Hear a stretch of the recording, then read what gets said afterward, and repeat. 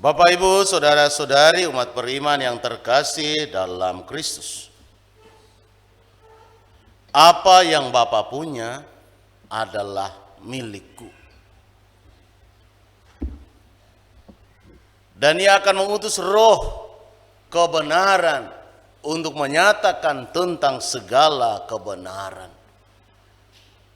Maka dari bacaan ini kita bisa melihat bahwa sejak awal mula dalam keesaannya Allah Bapa, Allah Putra, Allah Roh Kudus atau Roh kebenaran itu senantiasa ada bersama.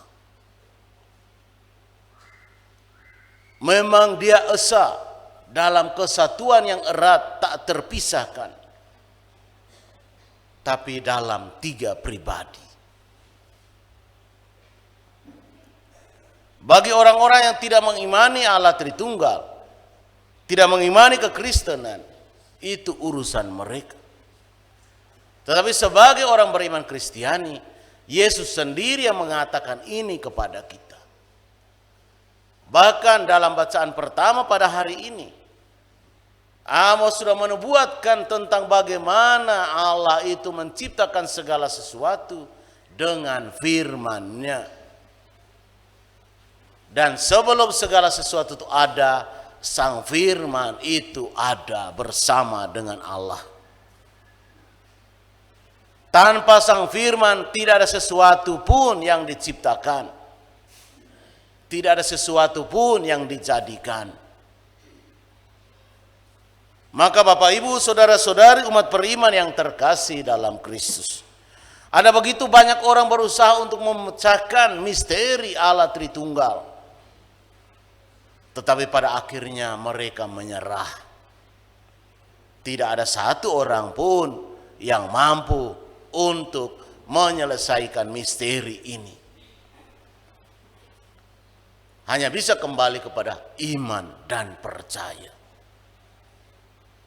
Kalau seandainya Yesus tidak mengatakannya kepada kita, maka kita tidak usah percaya. Tetapi Yesus sendiri yang mengatakan kepada kita bahwa Dia adalah Sang Putra. Dia dan Bapa bukan satu pribadi. Maka itu kenapa dalam banyak kali Dia menunjukkan bahwa sebagai manusia Dia berdoa kepada Allah Bapa. Ketika di atas salib Dia juga berseru, "Bapakku, mengapa Engkau tinggalkan aku?" Sebagai manusia. Dia mau menunjukkan bahwa pribadi Dia dengan pribadi Allah Bapa itu berbeda. Bukan satu pribadi, tapi dalam satu keesaan, ketunggalan Allah.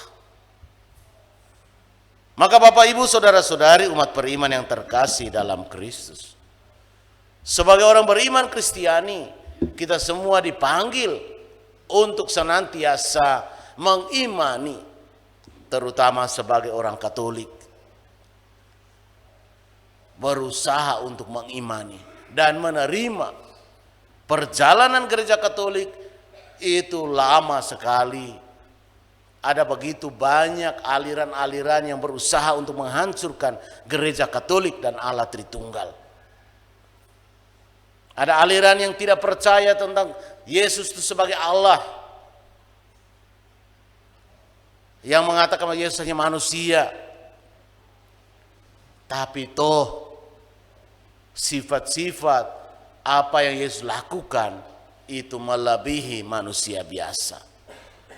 Kalau Yesus hanya seorang manusia biasa, maka kita semua mungkin bisa membangkitkan orang mati.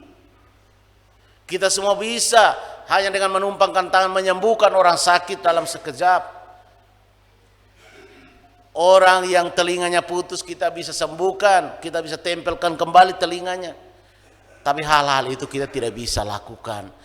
Artinya bahwa kita memang murni hanya manusia biasa. Sementara Yesus, Dia mampu melakukan, menyembuhkan orang sakit, membangkitkan orang mati. Bahkan orang yang telinganya putus dipotong oleh Petrus, Dia bisa menyambungkan kembali hanya dalam sekejap. Sifat-sifat ini tidak bisa, perbuatan-perbuatan tidak bisa kita lakukan. Artinya Yesus berbeda dari kita. Dan sampai hari ini ketika orang berdoa ada begitu banyak orang yang disembuhkan. Walaupun kita hidup pada zaman yang berbeda. Kita tidak lihat Yesus waktu dia masih 2000-an tahun lalu di Israel.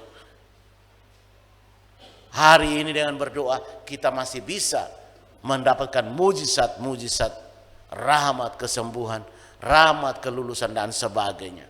Ada begitu banyak mujizat yang Tuhan lakukan kepada kita. Itu menunjukkan bahwa Yesus itu sungguh-sungguh hidup. Dan ketika Yesus sudah naik ke surga, dia tidak membiarkan kita seperti anak yatim piatu.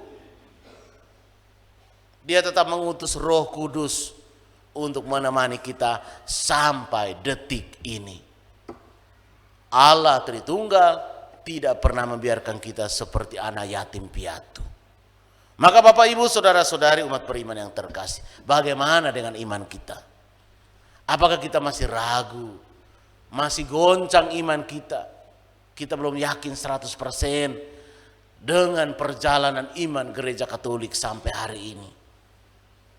Kita masih terus menerus mau mencari iman yang lebih benar. Kita masih meragukan baptisan yang kita terima. Ataukah kita sudah sungguh-sungguh percaya bahwa kadang-kadang memang dalam kesibukan kita sebagai petani jagung, kita tidak bisa, tapi mungkin di kebun kita tetap berdoa. Tetap ambil air suci, selalu Romo ingatkan, air suci yang ada di sini kalau habis, ambil lalu beritahu Romo berkat lagi air sucinya habis. Di kebun kita, di rumah kita, di mana saja kita bisa memercikinya. Mengundang Allah Tritunggal. Dan selalu ketika kita memperciki, kita katakan, Tuhan berkatilah rumah ini, atau berkatilah motor ini, berkatilah perjalanan kami, dalam nama Bapa dan Putra dan Roh Kudus. Amin. Yang Bapak Ibu tidak boleh itu hanya berkat yang begini. Ini tidak boleh. Tapi kalau hanya perciki, lalu sebut dalam nama Bapa dan Putra dan Roh Kudus, tidak apa-apa. Jadi jangan sampai salah mengerti. Nanti Bapak Ibu begitu perciki, Bapak Ibu berkat begini, bahaya nih. Aliran sesat. Nah. Yang ini hanya seorang pastor. Karena Romo punya pengalaman. Seorang ibu waktu Romo masih tugas di Bali, seorang nenek. Anaknya minta untuk berkat rumahnya, dia bilang, saya sudah berkat. Jadi saya bisa berkat begini, dia bilang. Sejak kapan mama ini sekolah jadi pastor? Atau sejak kapan pastor itu perempuan? Itu tidak boleh. Jadi harus bisa tahu diri. Tapi rumusan bahasanya, tolong berkatilah rumah ini dalam nama Bapa, Putra dan Roh Kudus. Jadi sambil keliling. Dan kalau kita sungguh-sungguh yakin sepenuhnya, maka Allah Tritunggal akan datang dan tinggal bersama kita. Termasuk di kebun kita juga. Maka Bapak Ibu saudara-saudari umat beriman yang terkasih, semoga Allah Tritunggal yang Maha Kudus selalu memberkati kita. Amin.